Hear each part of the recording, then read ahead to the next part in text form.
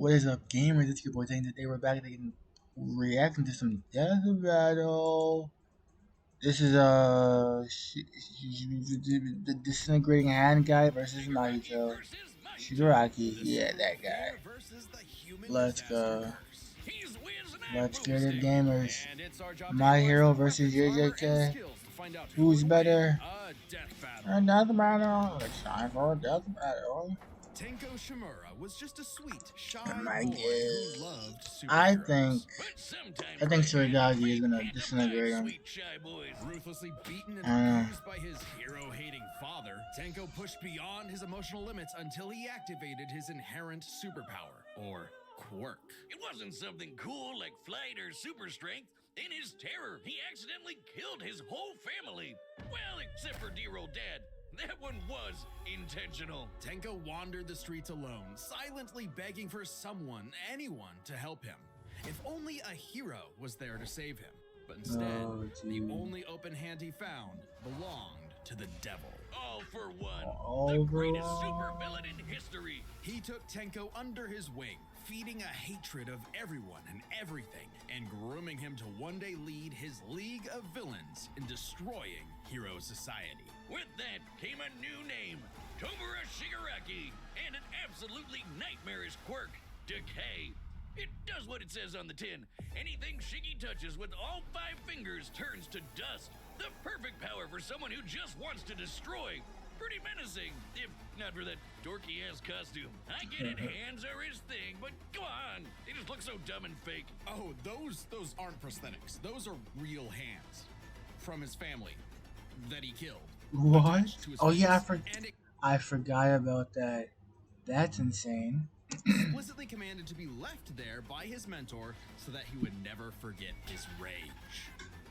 Okay. While his use of decay started off relatively weak, it rapidly increased in power and range as Shigaraki came into his own. Decay isn't even limited to whatever he's touching. Anything that touches something he's decaying also decays. Spreading like an all-consuming miasma that can wipe out anything from an enormous tower to an entire city. If decay reaches you, your only hope is to isolate the body part that is disintegrating before it gets to something vital. After years of training with the greatest supervillain of all time, Shigaraki was finally put in charge of his own team with one mission. He must kill his master's rival, the #1 hero, All Might. My Fall flat on his gosh. face. Shigaraki was a terrible leader, quick-tempered, short-sighted, and, well, Cringe! Oh, he's just so cringe. He uses gamer lingo unironically. He whines like a baby when things don't go his way. He's the kind of guy who would say normie in real life. In front of normies. But they say defeat is the greatest teacher of all. True. Only through struggle could Shigaraki manifest his dark conviction. Right as All Might's new protege, Izuku Midoriya, was coming into his own as well. These two rivals, the inheritors My of their God. master's blood feud, would push themselves past their own limitations. Especially when All Might and All for One double KO'd each other, leaving Shigaraki to lead the League of Villains all by himself. And with the stakes higher than ever before, Shigaraki stepped up. He personally battled the monstrous Gigantomachia for a month and a half straight, and conquered other villain organizations to create the Paranormal Liberation Front. Thousands of new soldiers for his personal army.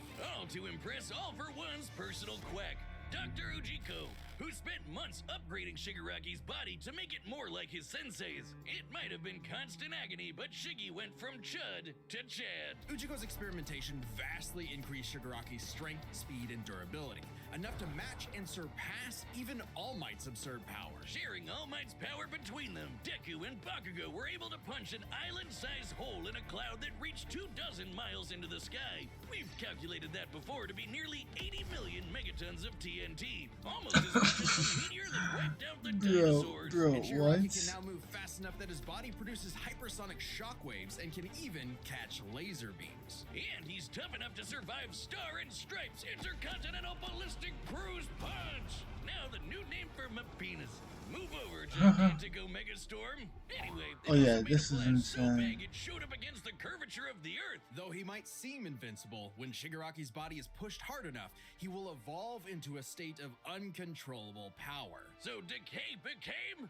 Oh shit, more hands! Shigaraki can spontaneously generate flesh into existence, seemingly oceans of it in an instant, whenever he wants. He can even use it as a type of armor to defend himself in close combat. But that's not Okay, spoilers. Ujiko's greatest gift. Shigaraki wanted to be the new All for One. So what better way than the old man's quirk? All for One's quirk, All for One, allows its user to steal and store quirks with just a touch. And All for One has hundreds of them stored up, collected over the years. Each quirk is connected to a memory of its user's essence in the form of a spirit, a vestige. Kinda like a piece of their soul. They exist in this kinda psychic world in Shigaraki's body, and can even act as a spiritual defense should it be invaded. And with those vestiges came quirks like super fast healing, air Just blast, literally- radio wave. She just becomes even more OP than what he already is, times a jabillion. Holy moly! Yeah, so busted, so busted. Flight, telekinesis, teleportation of others, and the ability to track foes. He can even combine multiple quirks together, like in this big-ass electric Kamehameha. However, any vestige stolen or destroyed will also remove that quirk from Shigaraki's repertoire. They're also sentient, and some can even fight for control. Which is when the second shoe finally dropped. Because Shigaraki also got All for One's vestige, that means All for One was now in possession of a shiny new body that he'd spent the last 15 years molding for him to take over. Shigaraki's entire existence was planned from the beginning. Why? Because All Might's previous mentor was Nana Shimura, Tanko's grandmother. Oh, that to mess with All Might. That is some next level hating right there. He manipulated Shigaraki's entire life, all for one purpose: to create a soul so corrupted it would grind away at All Might's perfect world, allowing All for One to take full control. But All for One's possession wasn't complete, and Shiggy managed to fight his way back to the top, literally decaying his way through vestiges in the process, all to fight his rival Deku one last time. Despite Izuku's best efforts to save him, Shigaraki was too far gone. His spirit decayed by years of venomous hatred. And the new symbol of hope defeated the new symbol of fear, burying All for One's grudge for good. All that Shigaraki asked was to be remembered as the heartless destroyer he was raised to be, and not the broken, angry, crying little boy he really was deep inside. For just that one moment, though, Shiggy got in Deku the only thing he'd been denied his whole life, the one thing his lifelong nihilistic tantrum was really all about. He got a hero who tried to save him. This battle is sponsored by Robin Hood Gold. With Robin Hood Gold, you can now enjoy the VIP treatment, receiving a 3% IRA match on retirement contracts. Yeah. Depending on the amount of anxieties, jealousies, hatreds, and fears humans feel about them. Alright, crap. The fear of locusts, kinda weak. There we go. Or the fear of smallpox. Oh, and stronger. gosh. Or the fear of fire. Oh, goodbye, Tokyo. So it follows that mankind's fear of itself would be extremely powerful. Those negative emotions manifest as Mahito, a being composed of cursed energy. It's basically like evil ki. Cursed energy can be used to make spirits way stronger, faster, and tougher than any normal human. And it's invisible, making curses like Mahito impossible for the untrained eye to see. Only a life or death situation can galvanize a normal person to see a cursed spirit. That also makes cursed spirits virtually immune to physical damage. They may be physically present in space, but can only be harmed by attacks that embody spirit matter like cursed energy. Which makes curses insanely hard to get rid of, like ghosts, cockroaches, or my ex. That's why you need a jujutsu sorcerer to come in and kaizen the shit out of them. They call it exorcism, but I like the way I said it better. Curses and sorcerers have battled each other for millennia, waging an endless war over the fate of humanity. Almost exclusively in Japan, though, for some reason. But Mahito was special. You see, most curses are basically dumb animals. But Mahito has so much cursed energy that it gave him sentience. So he was recruited by Kenjaku alongside other special grade disaster curses to wreak havoc upon the world. In fact, they made Mahito their leader. And even more frightening than intelligence and bloodlust, Mahito possessed philosophy. Perhaps informed by the tragic meaninglessness of interhuman conflict, Mahito is an existential nihilist, believing in nothing but his own will to power. It's a dog-eat-dog world, and Mahito is the wolf. Which also makes him kind of a goofball. If nothing matters, why not have fun with the slaughter? Really get your steps in. He loves to dig around and toy with your emotions like a cartoon character before slitting your throat. An appropriate analogy considering his curse technique, idol transfiguration. Using his cursed energy, Mahito can control anyone's soul with just a touch, including his own. In fact, he's so good at manipulating his own soul that you can't even kill the bastard without directly targeting it. In Jujutsu Kaisen, the soul and the body share an immutable connection. Whatever happens to the former affects the latter. This lets Mahito squash, stretch, and shape-shift his body into literally anything he wants, like Play-Doh. Yeah, the shape-shifting. Blades or clubs, grow wings like a bird. Yeah, the shape-shifting that Mahito is able to do is very, very cool in anime. I really like how they use it. It's super fun. Fins like a fish. Very, very unique. Very creative. I like it. Curse users are naturally unharmed by their own ability. Should he touch a human, though, his alterations to their body are instantly fatal. And since he's attacking your soul, those physical wounds are gonna be impossible to heal. Even if his alteration isn't directly fatal, the human body won't last more than a few moments in a transfigured state. All that with one touch! God, I thought herpes was bad. His powers mean Mahito treats humans as effectively disposable dolls that he can gleefully experiment on. The more casualties, the better, especially if he gets to break your spirit first and watch you suffer. Even more twisted is when he combines two transfigured humans together for soul multiplicity, essentially a giant torrent of body horror flesh that he repels at an opponent. Yeah. Mahito is unbelievably creative with his application of idol transfiguration, and despite being a newborn curse, consistently keeps experienced sorcerers on the back foot. It helps that he's a quick study who's picked up a number of different curse techniques, like the Black Flash. By applying cursed energy within 1 microsecond of an impact with an enemy, space itself will distort, exponentially amplifying its force by a factor of 2.5. Like what, bro? In what world, bro? Insane.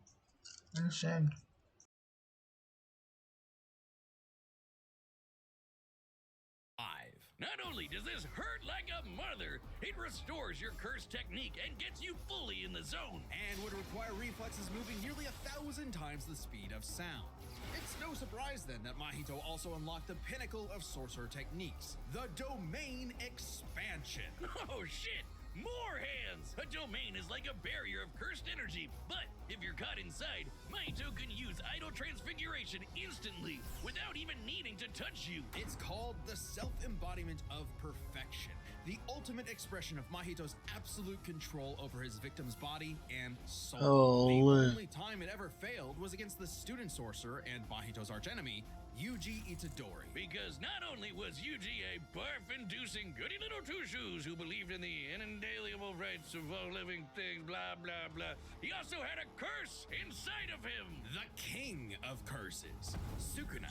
Which meant Mahito's ability affected both souls in Yuji's body. Sukuna didn't like that. No surprise, and kicked Mahito's ass, forcing Patchface to fight with a handicap whenever facing his pink-haired menace. Yuji's belief in the value of human life flew directly in the face of the world that Mahito knew to be cruel and meaningless. So he made it his mission to crush Yuji's spirit before killing him, murdering his friends, defiling their corpses, and brutally battering him before going in for the kill.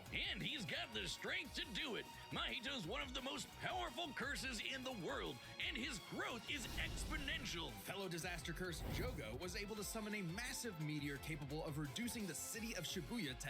Dude, this is so cool. I remember this fight. Oh my gosh, it was so fire. WJJK. That'd take an energy of over 800 kilotons of TNT. And Mahito can take it. What the heck is a kiloton, bro? What? As good as he can get. He's just making up numbers. In the throes of struggle against Yuji, he evolved, unlocking a vastly more powerful form, the instant body of distorted killing. Complete with armored exoskeleton and arm blades, this was a taste of the almighty curse Mahito was growing into. A true blight on all mankind. It wouldn't last. In a bitter battle of resolve, Yuji won out. In a dog-eat-dog world, there was now a bigger wolf. So he tucked tail and ran away like a bitch. And what do you know? Life suddenly became a whole lot more meaningful the second it looked like it was about to end. All that gleeful nihilism, just a bitter hypocrisy in the end. For him, maybe, but Mahito found a convert in his archenemy. After a battle that wiped out thousands of innocent people, Yuji's youthful spirit was gone. The only thing left that mattered was exorcising this curse. In a way, that was Mahito's final victory, the destruction of another human being's soul. He may not have been around to see it, but the curse Mahito inflicted on the world would bring it to its knees. Hey, do you see that join button? Yeah, that one. That's your ticket to being a death battle. Alright, it's time for the death battle. Possibilities. It's time for the death battle. Battle! Alright, lock in. I think Mahito's gonna put up a good fight, but I think that Shigaraki is gonna mess him up. He's gonna cook him.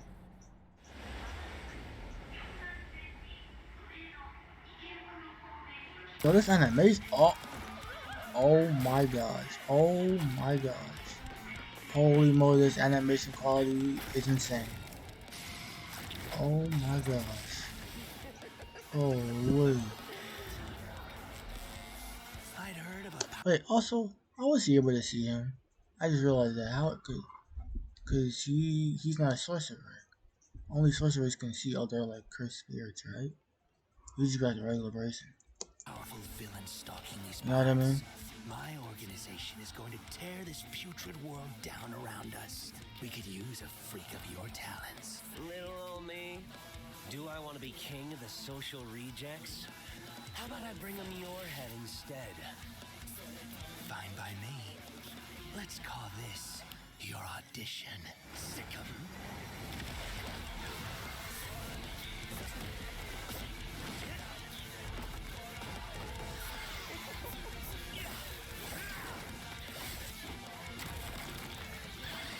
Yo, this animation is crazy.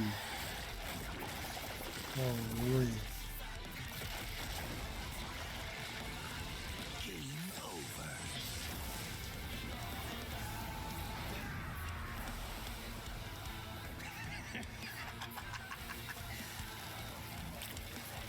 Did you actually just say that? God, how lame! Yo, this is so cool.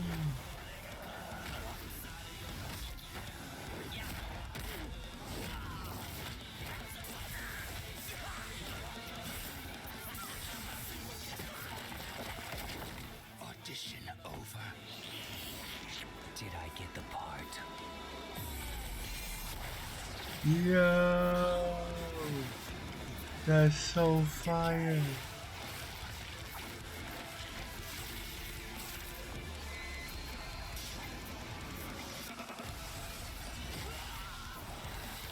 What a rush!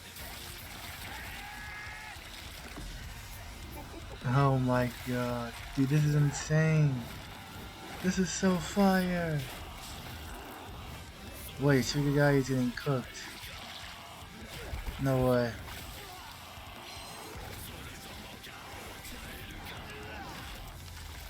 That all you got? Domain expansion. Domain expansion. So many fingers and hands. I can read your soul. You're just a scared little boy whose daddy was mean and wants to make it everyone else's problem. Grow up.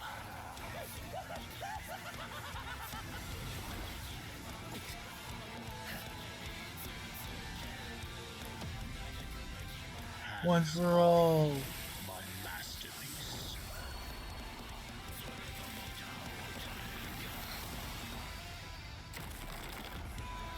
Ain't no way he's able to cheat disintegrate.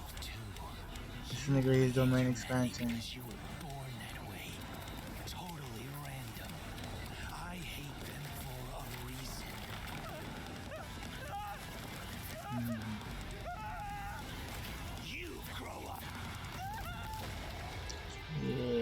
Told you. Called it. Told you Shigaraki was gonna cook Mahito.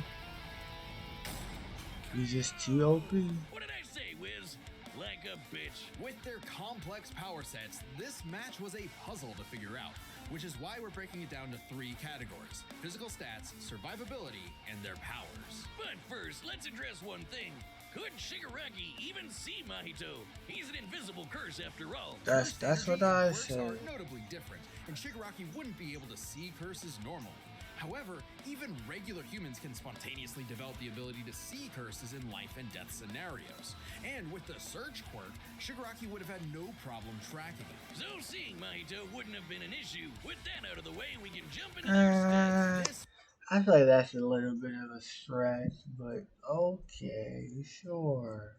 was no contest. Despite the disaster curses being able to destroy entire cities with their cursed energy, Shigaraki's scaling to Deku and Bakugo meant he was calculably millions of times stronger. He was faster, too, considering he could react to light beams, while Mahito's Black Flash capped out at nearly 1,000 times the speed of sound. Nothing to scoff at, but Shiggy was thousands of times faster. Shigaraki takes stats. But survivability was a little trickier to figure out. Yep, in terms of raw durability, Shigaraki was a lot tougher, and his ability to generate new flesh meant that he could heal any wounds he might receive super easy. However, Mahito is a curse and is immune to the kind of overwhelming physical damage Shigaraki could dish out. Not only that, Mahito's regenerative ability via idol transfiguration meant that he'd come back from anything short of spiritual damage. Considering Mahito's unique curse body, he should actually get the edge in survivability. Which presents a crucial question. Could Shigaraki even kill a curse like Mahito in the first place? Or would Mahito's unkillability give him the time he needed to eventually put Shiggy down with idol transfiguration? It all comes down to their powers. Shigaraki had a lot more variety with all of the crazy quirks All For One had collected over all the years, but none that we know of could properly kill a curse. That didn't mean idol transfiguration was a surefire bet either, though. Of all things, Shigaraki's vestiges served as a spiritual shield from the effects of idol transfiguration. The fact that Mahito could not avoid targeting Sukuna while attacking Yuji meant that he couldn't target specific souls inside a person. And Shiggy has hundreds of soul-like entities inside of him. Sure, each one down means he loses a quirk, but that's more than enough time to land a single hit with Decay, especially considering how much faster Shiggy is. And Mahito has no way to defend against Shigaraki's primary quirk. Decay has affected spiritual beings in the past. Again, vestiges. In fact, he was able to damage Deku's vestige and have that damage transferred to the Deku in the real world. Mahito may be made of spirit energy, but he still has a physical form. In fact, sorcerers that couldn't naturally target the soul were able to fight him on even footing. No reason to think Shiggy wouldn't decay him like everyone else. Giving Shigaraki the third and final edge. It was a unique duel to the death, but Shigaraki's overwhelming might, unstoppable powers, and deadly decay spelled the end for the disaster curse. Nothing else to say. You really gotta hand it to Shigaraki. The winner is Tomura Shigaraki. W video. I knew Shigaraki was gonna win. I knew it from the get-go. W. Well, that was fire. If you guys want to see more content like this, like, subscribe. Also, post comments in the link in the post comments of other videos that you guys want me to react to in the future. But yeah, that was fun. Peace out, gamers.